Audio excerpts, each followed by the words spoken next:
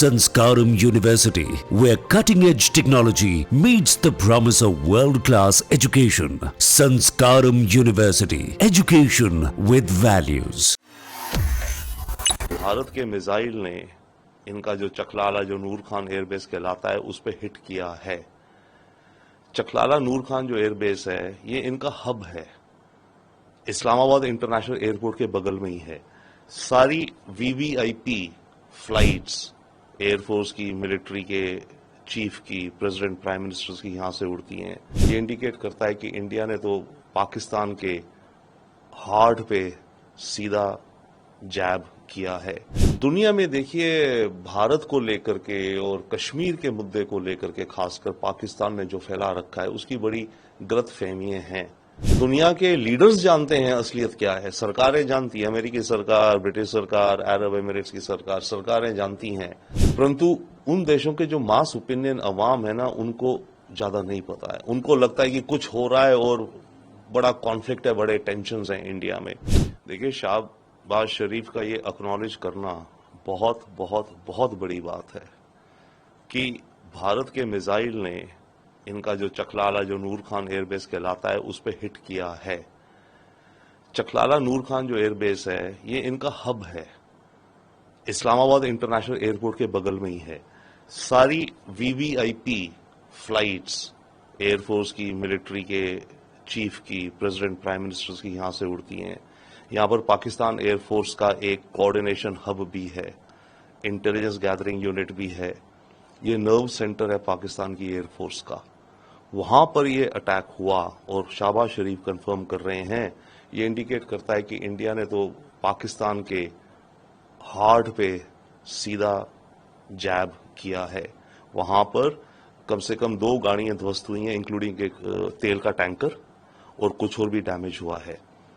तो ये एक्नॉलेज करना बहुत बड़ी बात है। ये इंडिकेट करता है, यस ऑफ कोर्स, इंडिया की प्रिसीजन और रीच कि हमने बहुत क्लियर मैसेज है किसी भी देश के लिए कि उसका जो हार्ट है एयरबेस, जो मेन प्रीमियर एयरबेस, उस पे अटैक हो गया, आपकी एयर डिफेंस सारी फेल हो गई और आपको डैमेज हुआ है।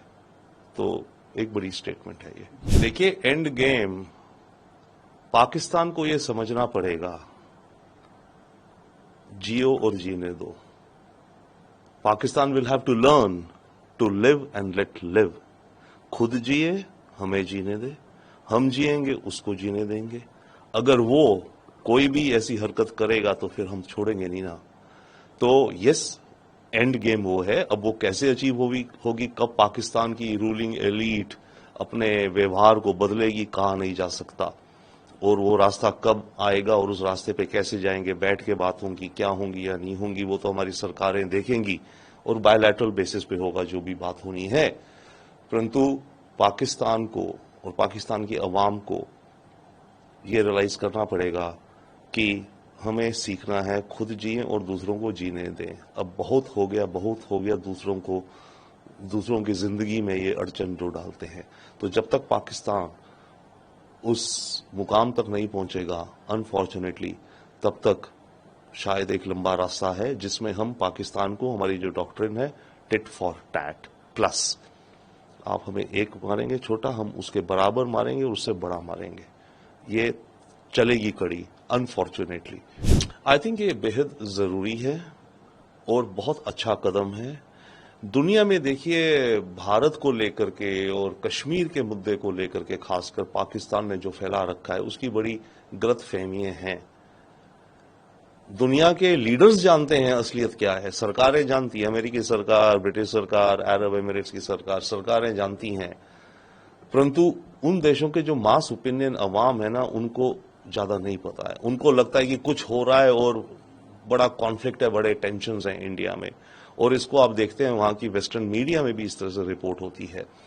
तो इस तरह की डेलीगेशन मेरे ख्याल से बहुत बहुत अहम है, क्योंकि ये मल्टीपल वहां के ओपिनियन लीडर से मिलेंगे, लॉ मेकर से मिलेंगे, थिंक टैंक से मिलेंगे, मीडिया से मिलेंगे और भारत का पक्ष या सिचुएशन रखेंगे सामने। और ये आई थिंक बहुत ही अहम कदम है एक्चुअली। ये कदम हमारी सरकार को पहले भी लिए जाने थे, बट अब ऐसा आई थिंक इंसिडेंट इतना भयानक हुआ है, इतना गंभीर, कि इस समय ये डेफिनेटली बनता है कि देखिए हमारी एम्बेसीज तो ऑलरेडी ये काम कर ही रही हैं, राइट, बट एम्बेसीज के अलावा जब जाते हैं और खास करके जब ऑपोजिशन लीडर्स भी हो तो देश एक यूनाइटेड फ्रंट दिखता है कि पूरे देश, ये नहीं है कि केवल जो सरकार, जिस भी पार्टी की सरकार है वो ये कह रही है, नहीं, पूरा देश, ऑपोजिशन भी ये कह रही है कि भारत के साथ पाकिस्तान जो कर रहा है वो हम टॉलरेट नहीं कर सकते और पाकिस्तान को अपना रवैया बदलना पड़ेगा और दुनिया की सरकारों को पाकिस्तान पे प्रेशर डालना है, अलग अलग एंगल से, जिस भी एंगल से दिखे उस सरकार का।